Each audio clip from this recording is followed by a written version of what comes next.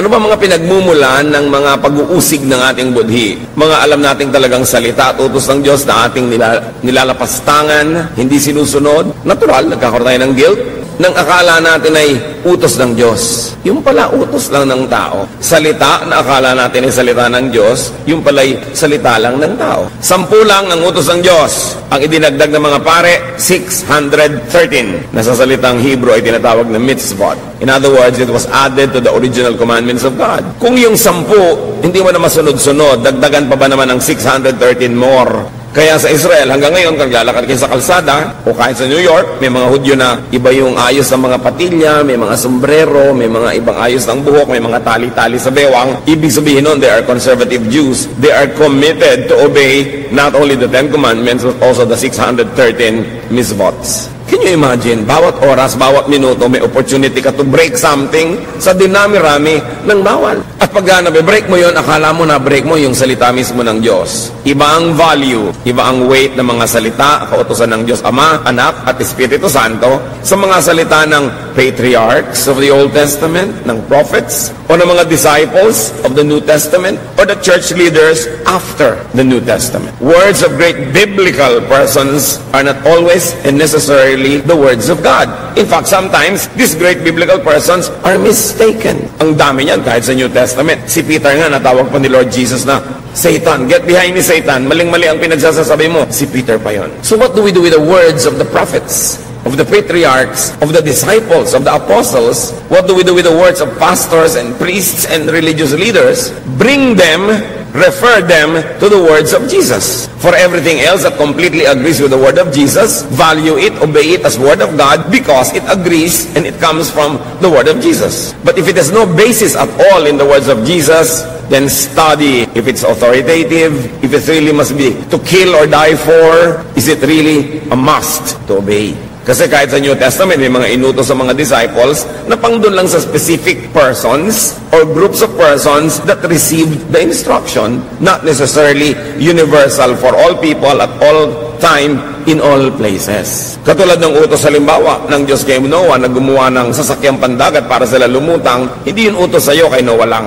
Ang utos halimbawa ni Paul sa mga babae sa Corinth na lagi magbelo, magpahaba ng buhok, pangkanila lang, hindi para sa lahat ng babae sa buong planeta, sa lahat ng panahon, sa lahat ng dako. Kasi may cultural reasons why those commands were given. Yung mga ipinagbawal na pagkain, ipinagbawal sa mga Hudyo, hindi naman sa lahat ng tao sa planeta. Who knows, the Jews might be genetically designed not to eat those foods. Pero kung ikaw naman ay Ilocana o ikaw ay Bisaya, baka pwede sa'yo kasi iba naman yung genes mo. So hindi mo pwedeng kopyahin, sundin, at pairalin sa buhay mo ang lahat ng utos at salita na nasa Biblia, kahit galing yan sa Biblia, kung hindi naman yun para sa'yo. Kaya dumarami ang pabigat, dumarami ang batas, dumadami tuloy ang nalalabag na batas na hindi naman pala dapat. Tapos lungkot na lungkot ka, durog na durog ang iyong puso, guilty ka, hindi naman pala dapat. What are some examples of sources of guilt? Let's read from Matthew 12:1-8. One Sabbath, Jesus and his disciples were walking through some wheat fields. His disciples were hungry and began picking and eating grains of wheat. Some Pharisees noticed this and said to Jesus, "Why are your disciples picking grain on the Sabbath? They are not supposed to do that." So, Sabbath ang pinag-uusapan, a legitimate member of the Big Ten Commandments. Pero meron silang nalimutan. Ang kausap ng Diyos sa 10 Commandments sa Sabbath ay employers and masters. Sabi niya, remember the Sabbath day, keep it holy, do not work, do not make your servants, your female servants, male servants, and do not make your animals work. So ibinigay ng Diyos yung commandment sa mga amo para huwag nilang abusuhin yung mga tauhan at mga hayop, pagpahingahin man lang minsan isang linggo. So yun ang ibig sabihin ng huwag pagtrabahuhin. Ngayon, Sabbath, namitas ng konting makakain na bungang kahoy itong mga disciples, inuusig na sila ng mga religious leaders dahil bakit kayo nagtatrabaho ng Sabbath? See? Wrong application. And for many hundreds of years, the Israelites were burdened with the law of the Sabbath. Hindi makapagluto pag Sabbath, pero kang hindi ka pwede maglakad ng mahaba, na-regulate na nung 613 more rules. Samantalang ang espiritu lang nun, dapat pagpahingahin ang mga taong nasasakupan mo. Pero kung ikaw, kumating likod mo, gusto mong kamutin, hindi ka man pinipilit ng amo mo na gawin yun para sa sarili mo, you are free to do it. The Sabbath regulation was for that rich people and masters will not abuse their employees or their slaves or even the animal. So, Matthew 12:3-8, sumagot ang Panginoon, you surely must have read what David did when he and his followers were hungry. He went into the house of God and then they ate the sacred loaves of bread that only priests are allowed to eat. Haven't you read in the law of Moses that the priests are allowed to work in the temple on the Sabbath? But no one says that they are guilty of breaking the law of the Sabbath. I tell you that there is something here greater than the temple. Don't you know that the scriptures mean when they say, instead of offering sacrifices to me, I want you to be merciful to others. If you knew what this means, you would not condemn those innocent disciples of mine. So the Son of Man is Lord over the Sabbath. Sabi ni Lord, nagpuputok ang butsin nyo na pumitas sila ng konting bungang kahoy para kumain dahil Sabbath. Bakit ang mga pare nagtatrabaho sa loob ng templo pag Sabbath? Ba't sila exempted? Dahil ang ginagawa nila, paglilingkod sa kapwa. So, sabi niya, ang mahalaga, mapaglingkuran ng mga nangangailangan. Hindi yung to the letter, susundin mo yung regulasyon. In fact, the regulation was meant for masters not to abuse people under them. So, kindness to the needy was an exemption, according to the Lord. Jesus was trying to take the guilt away from certain acts of piety or acts out of needs. Surely, napakarami mga Jews ang napunta sa underground sa pagkukunwari at pagbabalat kayo pag Sabat. Hindi nila ipinapakita sa ibang nagtatrabaho sila. Pero surely, binibreak din nila yon. Long ago, I was in Israel and I took a taxi and we were traveling across Jerusalem on a Sabbath and we were being stoned by many people. Nagagalit sila doon sa driver dahil nagtatrabaho pag Sabbath. Pero yung driver nagtatrabaho, kudyo rin siya. Kasi kailangan rin niya mabuhay. Siguro meron siyang matinding pangangailangan for funds. So to feed the hungry, the regulation on the Sabbath, and even the holy bread were bended. In fact, dalawa yung inungkat ni Jesus. Sabi niya, nalimutan niyo na ba? Kahit yung bandal na tinapay na nandun sa loob ng bahay dalanginan na dapat pari lang ang kakain. Pumasok si David, may dalang mga lalaking gutom na gutom. Kinain nila yung tinapay, ipinakain ng priest. O, nagalit ba ang Diyos? So, sino umimbento na yung tinapay doon sa dambana ay para lang sa mga pare? Sino umimbento ng batas? Eh di mga pare. Hindi naman nagalit ang Diyos nung kinain nila David yun. Dahil ang pagkain ay para sa nagugutom. Malangan mamatay ka sa gutom, may tinapay dito na. Sabi ng batas para sa mga pare, so huwag mong kainin. At alam niyo ba, napakarami mga tao na nagugutom, nahihirapan, nagdurusa. Akala nila kasi dahil sa dapat nilang sundin, ang akala nila ay utos ng Diyos. Needless lang naman pala yung suffering nila. So napakahalaga. Kindness over technicality. And Jesus says, should the kind be guilty for being kind? Should I be guilty for allowing my people to eat and to pick fruits on a Sabbath while they are hungry? Will my act of mercy not exempt us from this law? Sabbath pa yun, ha? Paano pa kung hindi Sabbath yung binrek, wala sa Ten Commandments? Siguro mas pwede. Basta tama yung konteksto. Mark 7:1-9. Some Pharisees and several teachers of the law of Moses from Jerusalem came and gathered around Jesus. They noticed that some of his disciples ate without first washing their hands. So kanina, eating on a Sabbath, picking fruits on a Sabbath. Ngayon, eating without washing their hands. The Pharisees and many other Jewish people obeyed the teachings of their ancestors. They always wash their hands in the proper way before eating. At alam niyo ba yung proper way of washing your hand? There is a proper way of washing a cup, a glass, a plate, utensils. There's always a proper way. Therefore, there are many improper ways. At again, pag hindi mo nasunod yon, guilty ka na naman of breaking the law. So ngayon, ang issue nila, ba't di sila naguhugas ng kamay? Verse 4, none of them will eat anything they buy in the market until it is washed. Yun daw ang ugali ng kanilang mga aninuno. They also follow a lot of other teachings, such as washing of cups, pitchers, and bowls. The Pharisees and teachers asked Jesus, why don't your disciples obey what our ancestors taught us to do? Why do they eat without washing their hands? So now, washing one of the 613 misthought. Mark 7:6-9. Jesus replied, you are nothing but show-offs. Pasikat lang kayo, palabas. The prophet Isaiah was right when he wrote that God had said, all of you praise me with your words, but you never really think about me. It is useless for you to worship me when you teach rules made up by humans. You disobey God's commands in order to obey what humans have taught. You are good at rejecting God's commands so that you can follow your own teachings. So Jesus here was referring to those 613 misvots. Sabi niya, imbento nyo lang yung rules na yan. At sa paggigiit ninyo na masunod ang mga inimbento nyong mga patakaran, ang hindi tuloy nasusunod ay yung mas malalim, mas mainam na utos ng Diyos. Ano yon? Yung maging mabuti, maging mabait, maging matulungin sa kapwa, mapagtanggap, maibigin. Yun ang mahalaga. Pero ang pinapahalagahan nyo, ano dapat isuot, gaano kahaba ang palda, gaano kahaba ang buhok, may hikaw ba ang lalaki o wala, magtatato ka ba o hindi, ano ba ang kakainin sa Lord's Supper, anong uri ng tinapay, ano ang pwedeng tugtog, piano lang ba, organ, pwede ba ang drums, ang dami-dami nyong arte. Hindi naman yan galing sa Diyos. Nag-aaway-away kayo, nagkakagulo kayo, anong version ng Bible ang babasahin? Ipipilit o iba, isa lang ang version na tama, yung version namin, at mag-aaway-away sila. But none of those versions existed during the time of Jesus. So paano mo sasabihin lang ang version na tama, hindi ka nag-e-exist yun nung panahon ni Jesus? Hanggang ngayon mga kapatid, ang daming pagpapahirap ng simbahan, anumang simbahan, sa mga sumusunod. Kasi imbento ng maraming rules, dumadami tuloy ang pagkakataon to break those rules or to fail without being guilty. So here Jesus identifies a mitzvah as made up by man, competing with and prioritized by the religious over God's own commands. Katulad ng pagkatalo, ano ba yung baptism? Pouring? Sprinkling?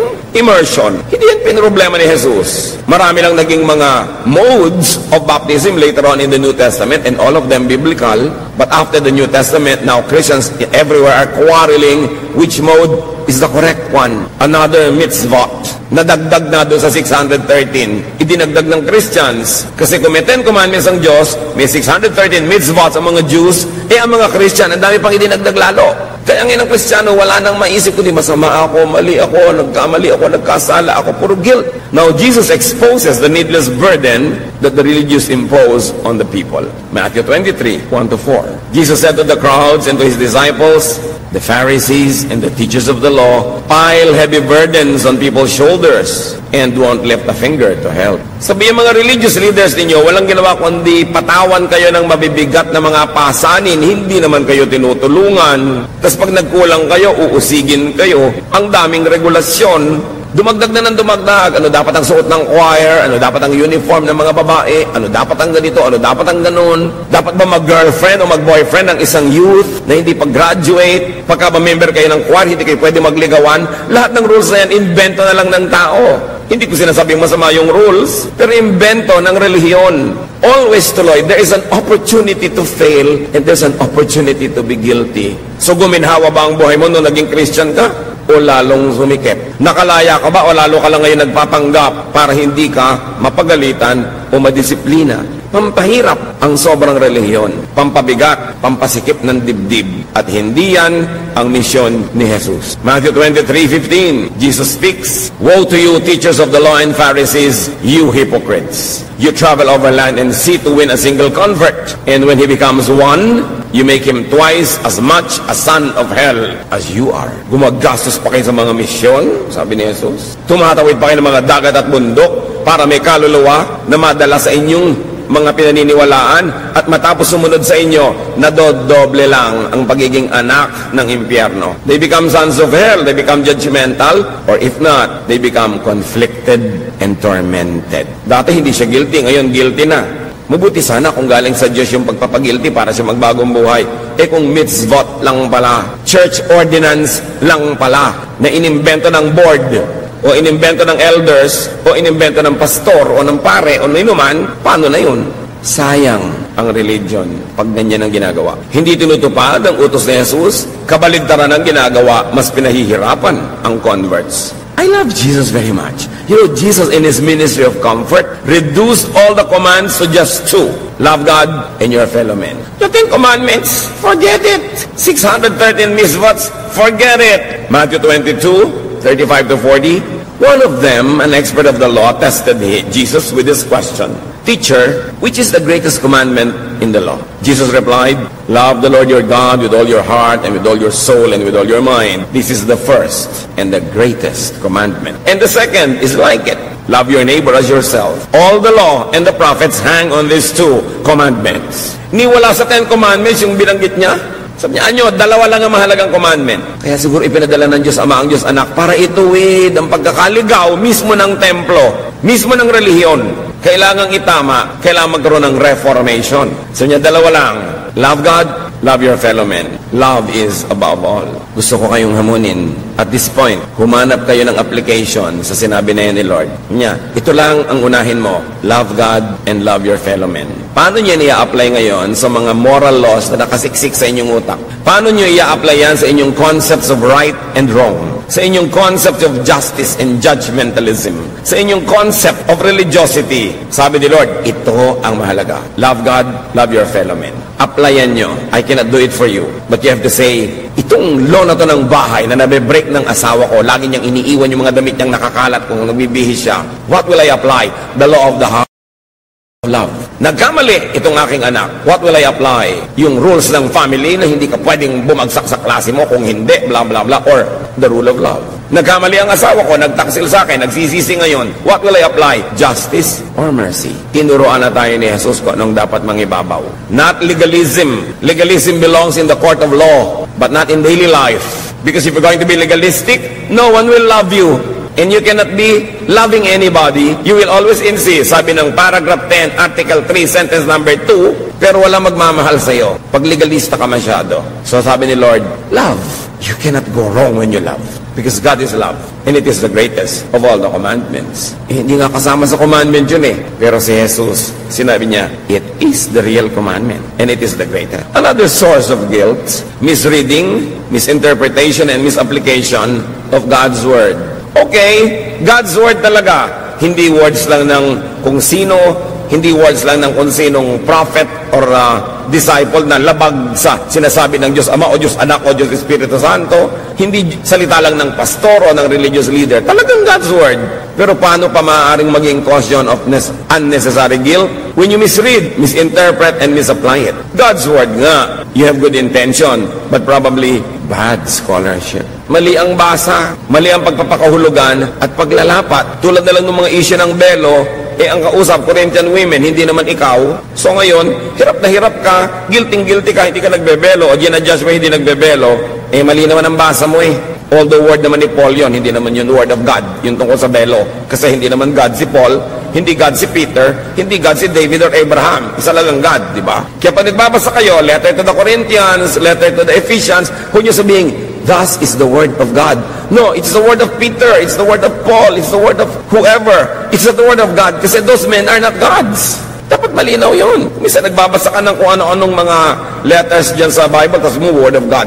It's the word of God if the teaching perfectly coincides with, agrees with, and follows the words of Jesus. Otherwise, it's a human opinion. It's the opinion of Peter, it's the opinion of Paul, it's the opinion of James, but it's not the word of God.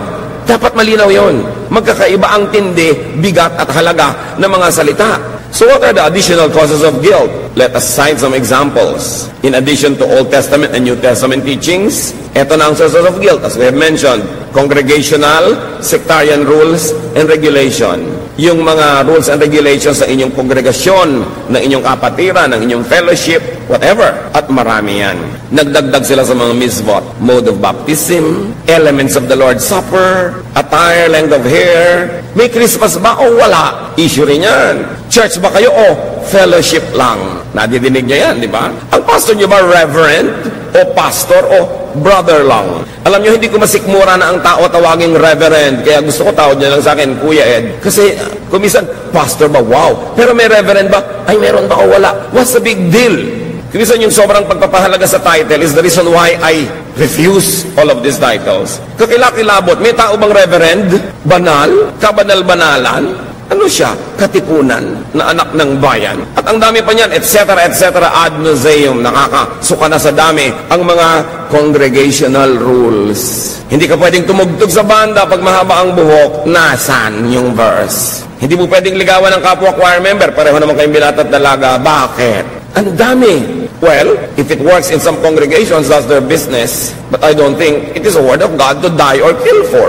It's an opinion. Siguro yung mga church leaders, nakita na, mas effective yung ministry, mas less ang problem pag ganun yung policy. But sometimes, the obedience of that policy stops people from being human.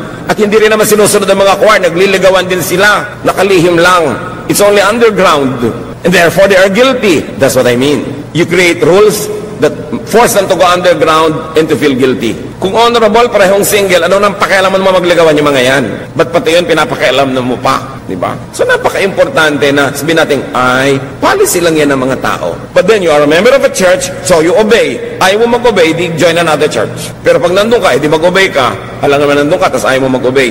At yun ang problema. Gaano karami ang ilalagay natin na mga regulasyones that will force people to either sacrifice, feel guilty, or disobey? Kailangan ba talaga? Marami niyan, mga gravely misunderstood, over-sensationalized, and over-demonized aspects of life, like lust, sexuality. Sobra ang pagpapagilty ng simbahan sa mga tao when they have sexual feelings. Pero sino ba ang nag-create ng human body? Di ba Diyos? So bakit kung magiging guilty ngayon kung nakikiliti ka, na-attract, basta hindi mo ginagawa to the point na nagiging kasalanan na, nagbe-break ka na ng rule, agaw ka na lang hindi sa'yo. You know, creation, design, and biology all express the intention of the Creator. Then religion imposes unrealistic and unnatural expectations and requirement. Ituturo sa mga young boys, naku, hindi kayo dapat nakakaroon ng sexual arousal pag nakakita kayo ng maganda. Eh, anong gagawin mo? They are wired to be aroused. So guilty na kayo sina-arouse. Ang mahalaga lang, what will you do with the arousal? How will you contain it? How will you control it? How will you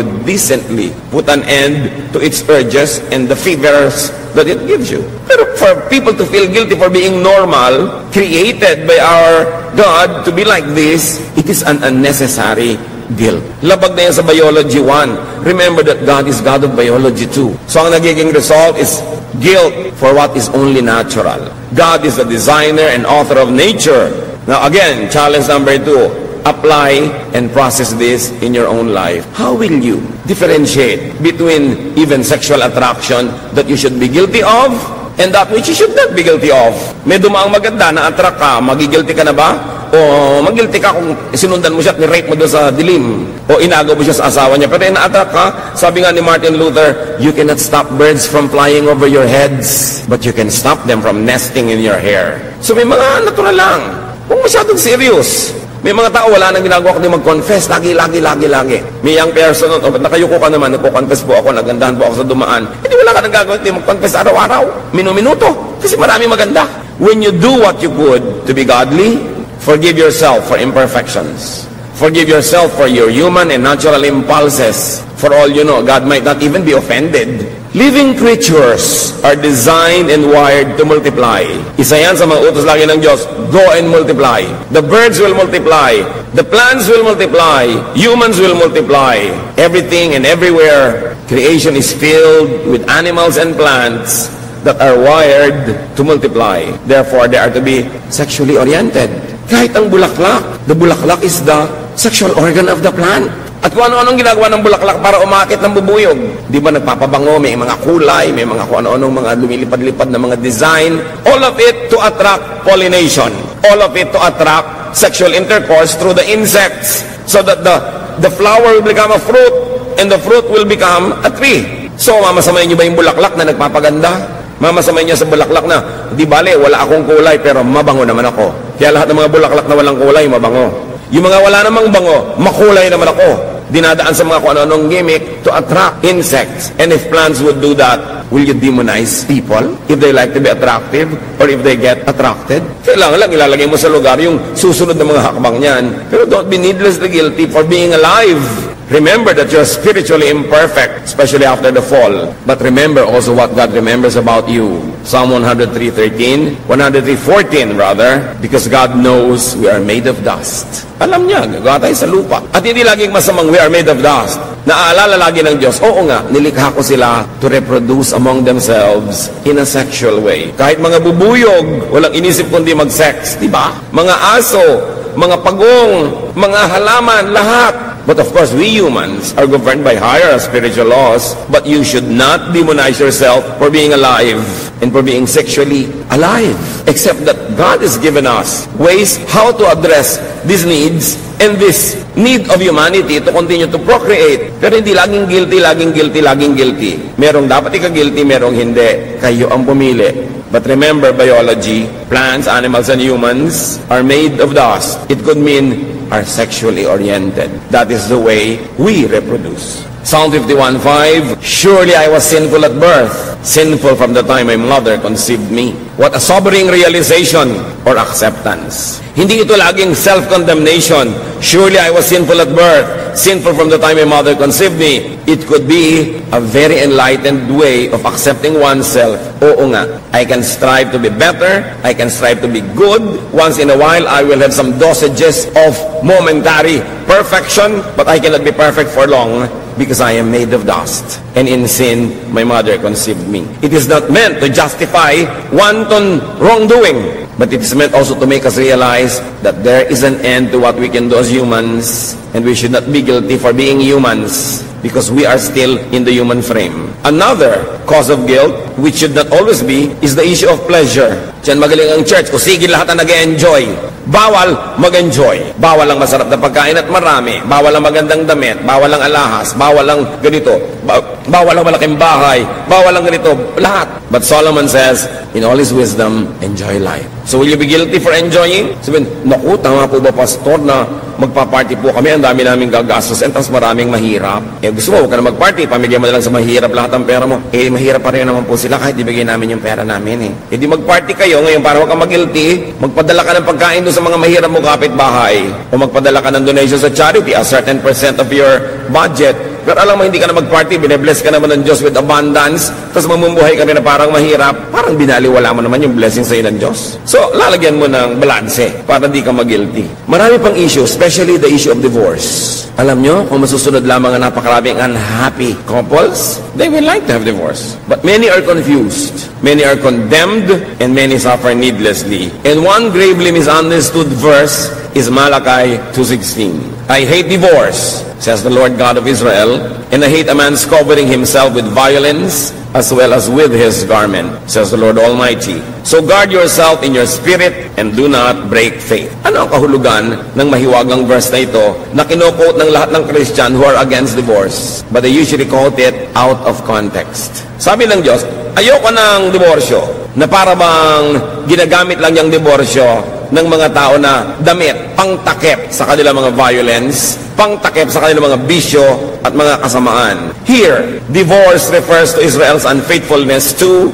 and departure from God than to a husband and wife separation. Yun ang problema sa bad scholarship. Ang tunay na tinutukoy dito ay ang paghiwalay ng Israel sa Diyos, hindi yung paghiwalay ng babae at lalaki mag-asawa. Ginamit lang yung metaphor ng marriage, pero ang tunay na tinutukoy ng subject matter, pagtalikod ng Israel sa Diyos at pakikitungo sa ibang mga Diyos-Diyosan. Marriage was used only as a metaphor or a symbol, but Malachi is not talking about human marriage. It's talking about the partnership, the covenant between God and man. At yung salitang divorce, in biblical vocabulary, also referred to man's abuse of it, of disempowering and destroying women. Tatandaan nyo, kung yung bread nung araw ay tinapay, na ngayon ay pwedeng pera na ang ibig sabihin, nung araw ang mouse ay dagang hinahabol ng pusa, ngayon yung kasama ng computer. Kung ang virus nung araw ay yung may sipon kat ubo, ngayon yung computer mo ang meron, naiiba ang kahulugan ng the same word, ganun din yung divorce. Yung divorce na pag-aalam natin ngayon na paghiwalay ng mag-asawa, hindi ganun ang exact kahulugan ng divorce nung araw. So what was the divorce that God hated? Sinasabi niya yung covering himself with violence using divorce. Breaking faith, according to Malachi 2:16, is like divorce. But mostly, sa Old and New Testament, pag binabanggit ang divorce, may loaded meaning yan. Pag-abuso ng lalaki sa babae.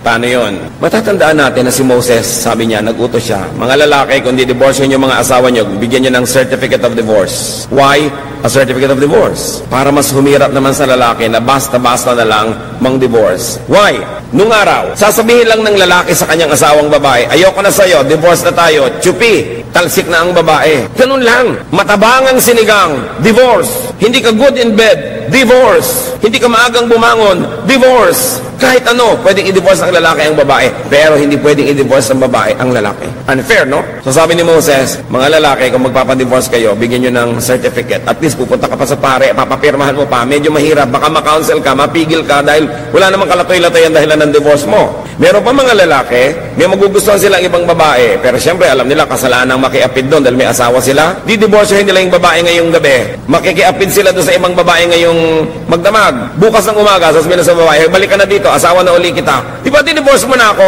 Anong patunay mo? So sabi ni Moses, bigyan niyo ng certificate. Kasi ang dali-daling baligtarin ng lalaki yung babae. Ang dali-dali niyang pahirapan. So, the certificate of divorce was a protection for women. Hindi yun pag sang-ayon na basta mo na lang siya i-divorce. Binigyan man lang kahit konting protection. Now, ito yung divorce that God hates. Yung I hate divorce. God and Jesus hated divorce. The instrument by which men so easily threw women away, only to pick them up at will. That was a divorce God hated. God and Jesus hated the kind of divorce that abused the weak, that caused women and the weaker partner to suffer. Yun ang divorce na tinutukoy. The word divorce then does not exactly mean what divorce means now. So hate pa rin man ng Diyos ang divorce kung ang dahilan at ang pagdidivorce ay para mapalaya ang sino mang partner na hihirapan, nagdurusa, nalalagay sa panganib dahil murderous or insane yung husband, pinagtataksilan, inaabuso ng harap-harapan. Will God still hate a divorce in that context? Yun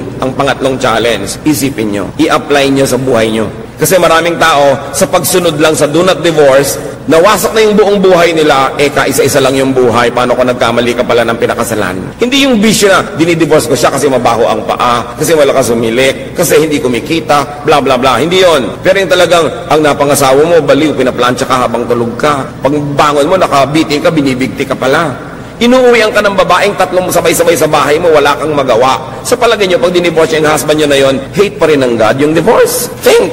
Because God is kind and God likes the weak to be strengthened, the imprisoned to be free. What if you are imprisoned in a horrible, nightmarish partnership? Will God still hate the divorce? Think. Even adultery and covetousness were forbidden mainly because women were counted as their husband's properties. Alam niyo ba mga kapatid, na kaya pinagbabawal yung covetousness, yung 10th commandment, you should not covet your neighbor's wife because property laws would be broken. What do I mean? Balikan natin na Exodus 20:17, the 10th commandment. You shall not covet your neighbor's house. You shall not covet your neighbor's wife, or his manservant, or maidservant, or his ox, or donkey, or anything that belongs to your neighbor. So, sinong kabarkada ng wife? Ang mga baka, ang mga kambing, ang mga ari-arian, ang traktora, ang kotse, ang motorsiklo. Ang hindi pinapakovet sa Exodus 20:17, property ng another man, and the wife belongs to that. The context of not coveting your neighbor's wife is not to respect the wife, but to respect the man who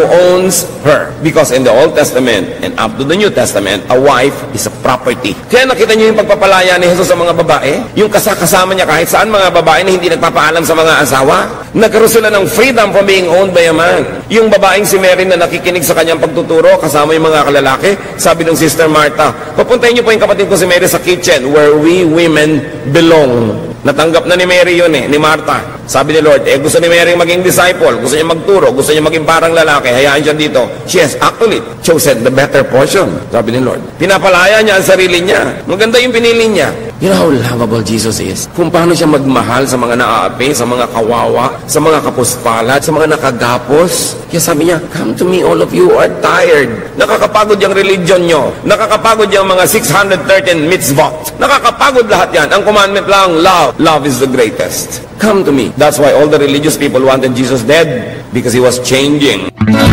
He was setting the captives free. He was setting prisoners free. He wanted every person, man or woman, child or old, rich or poor, to enjoy life, to have a meaningful life, to develop their personality and not to be the shadow of someone else, even if that someone else is your father or your husband or your mother. You were created in God's image, and Jesus was setting people free. The church system will make people feel guilty so that they will not want to be free, or if they were able to be set free, they will be willing to be caught again and be imprisoned again because they are guilty. Can you imagine the wife being classified with servants, animals, and properties? So masamang pagnasaan, hindi dahil sa isang marangal na babae, kundi dahil property kasi siya ng kapwa lalaki, at ang kinakausap sa 10th commandment ay mga lalaki. Ang kinakausap sa commandment on the Sabbath ay mga amo o mga masters. which are also male. So ano pa ang mga guilt nyo? Nagigilty ka na hiniwalayin mong asawa mo na lagi ka na lamang na pinagtataksilan, ninanakaw ang savings mo, pineprenda ang mga alahas mo, tapos inuuwian ka ng syphilis, sisipin kung kani-kanino, tapos uuwian ka ng mga gonorrhea,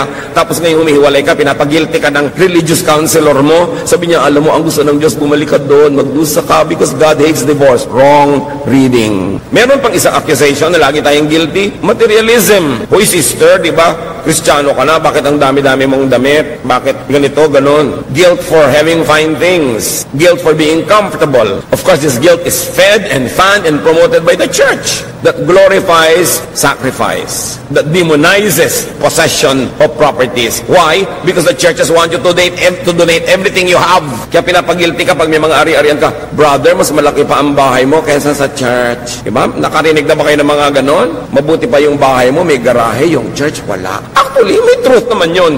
Pero kung pinaghirapan niya yun, property niya yun, ba't mo pinapagilty? Proverbs 15:6, the house of the righteous contains great treasure. Righteous siya, kumikita siya, huwag mo siyang pagiltihin. Hayaan mo siya magkaroon ng magandang kama kung gusto niya. If God blesses you with abundance, enjoy it. Just don't fail to share. Don't fail to give to God what is God's and to your fellow men the help, the charity that you could. But enjoy God's blessings to you. You don't have to be guilty for being rich. Pinayaman ka ng Diyos, tapos babaliwalain mo, di binabaliwala mo yung bigay sa'yo. So another source of guilt is of course the excessive focus on sin and guilt. Wala nang itinuro kundi kasalanan, kasalanan, kasalanan. Kaya marami tuloy mga Christian, pag matagal na sa church, ang nagiging nangyayari sa kanila, wala ring inuungkat kundi kasalanan ng iba. Walang hinahanap kundi kasalanan ng iba. The burden of sin and guilt, of course, makes the priest and other dispensers of forgiveness look more important. Siyempre, lagi kang uusigin kasi nagiging mahalaga tuloy yung ministry ng mga religious leaders na laging magbibigay sa iyo ng kapatawaran.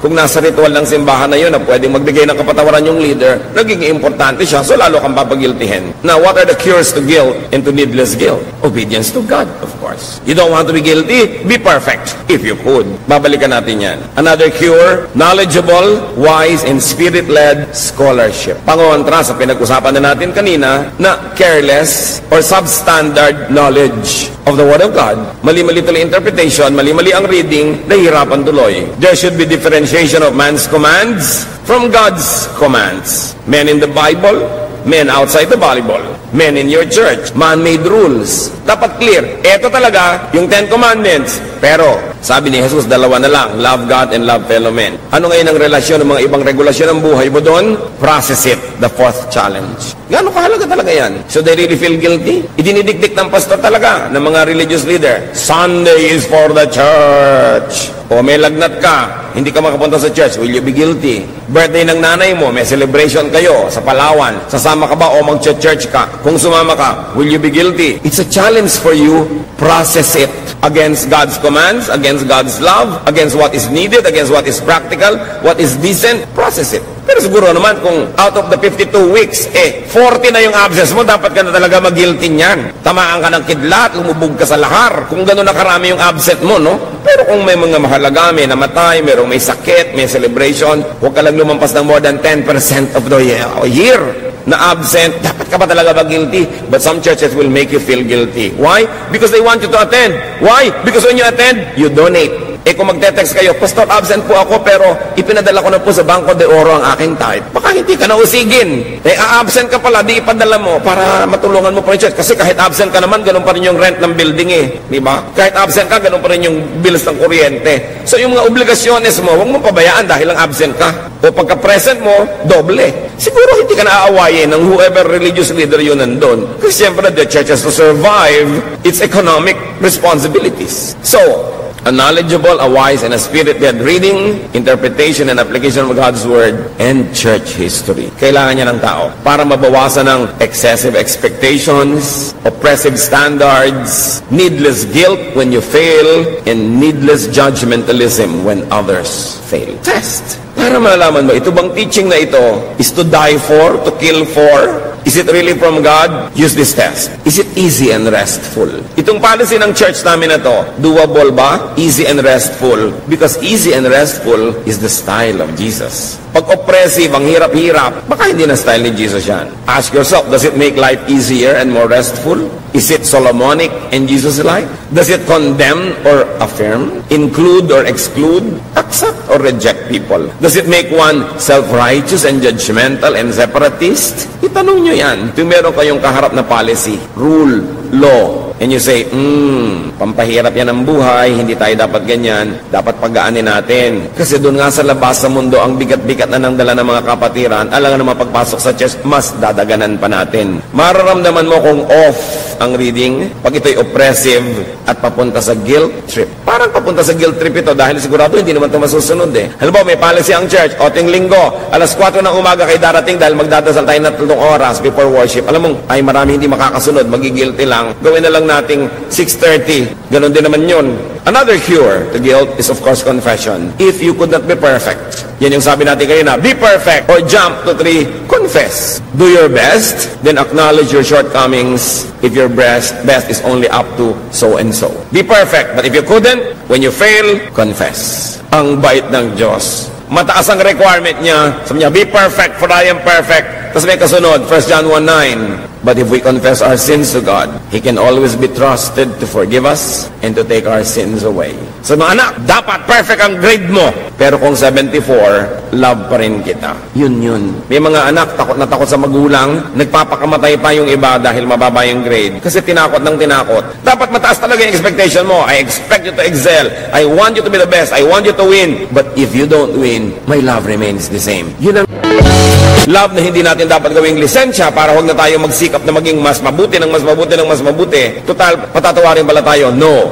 Sa pagtingin natin ng utang na loob, sa walang patakarang pagtanggap, sa walang hanggang pag-ibig ng Diyos, lalo tayong dapat mag-excel. Not because we are compelled, but because we want to return God's kindness. Hindi dahil tayo napipilitan, kundi dahil nating gustong suklian ang kabaitan ng Diyos. Kailan ba natin mauunawa, maia-apply at maia-enjoy ang pag-ibig ni Jesus sa buhay natin? Anong ibig sabihin na meron kang tagapagligtas? Anong ibig sabihin na may naguhugas ng iyong kasalanan? Anong ibig sabihin na merong laging tumatanggap sa'yo at nagpapatawad? Ang ibig sabihin nun, relax. Be restful. And let other people relax and be restful also. Marami mga kapatiran, mas mahigpit pa sa Diyos. Diyos ang bahala. Gusto kong idiin, huwag gawing lisensya ito para maging pabaya. Pero lagi niyong tatandaan, pag nagawa niyo na yung best niyo at hanggang doon na lang, papunuan niyo kay Jesus. Siya ang pupuno. Siya ang perfecter of our faith. We strive, we struggle, but we cannot be perfect. So wherever we reach our maximum, our limits, let God be the perfecter. Let Him add so it becomes full.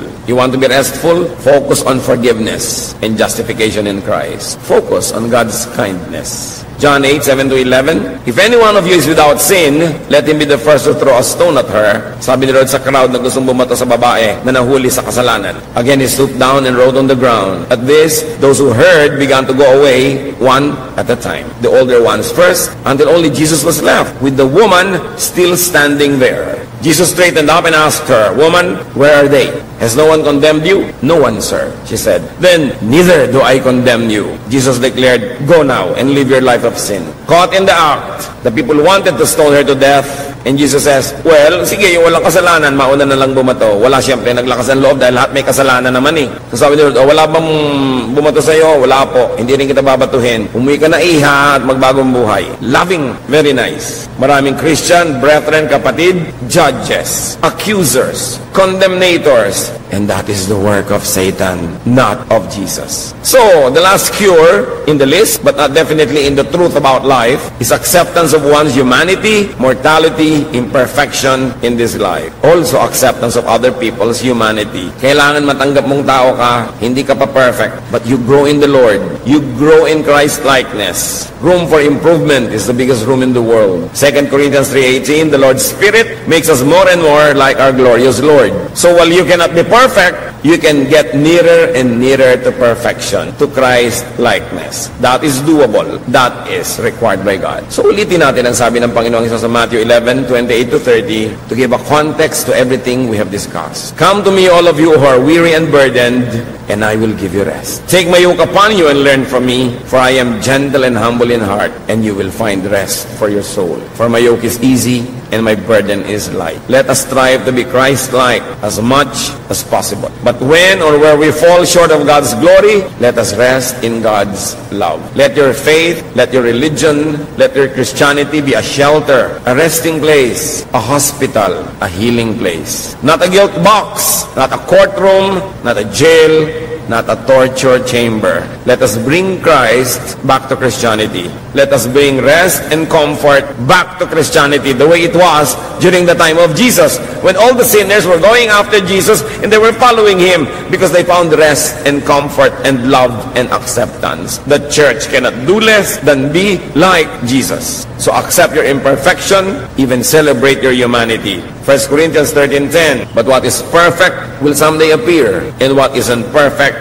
will then disappear. Sabi niya, darating ang panahon, the perfect will come, and the imperfect will pass away. All our imperfections will be made perfect in Christ. Pero darating pa lang yung panahon na yun. Sabi ng verse 13, for now, there is faith, hope, and love. But of these three, the greatest is, church, love. Darating ang panahon, sabi niya, mape-perfect tayo. Pero ngayon, hindi pa. So, ang pairali nyo, pag-ibig.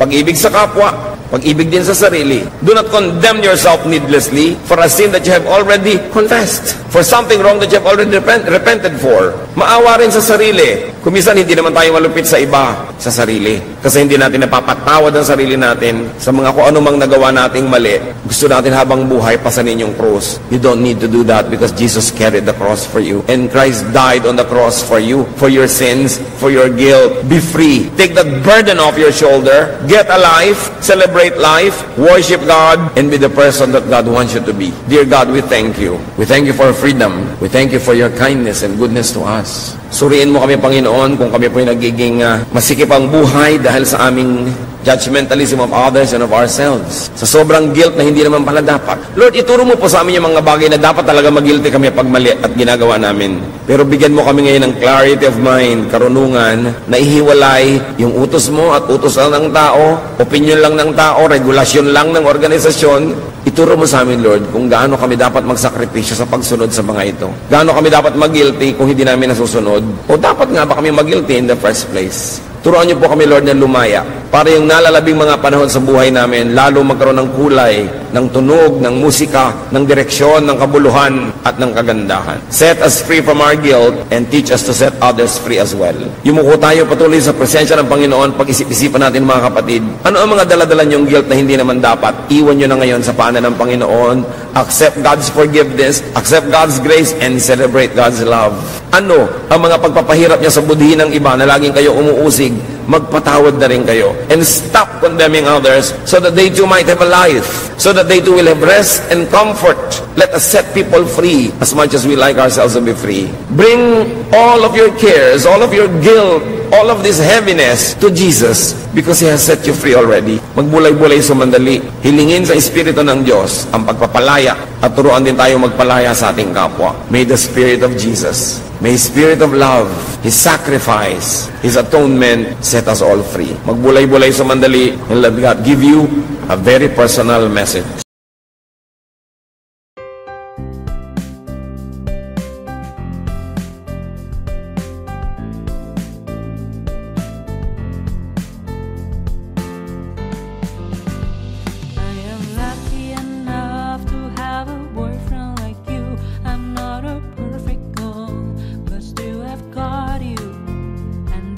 Bonus for me. I never want to lose you. I never want to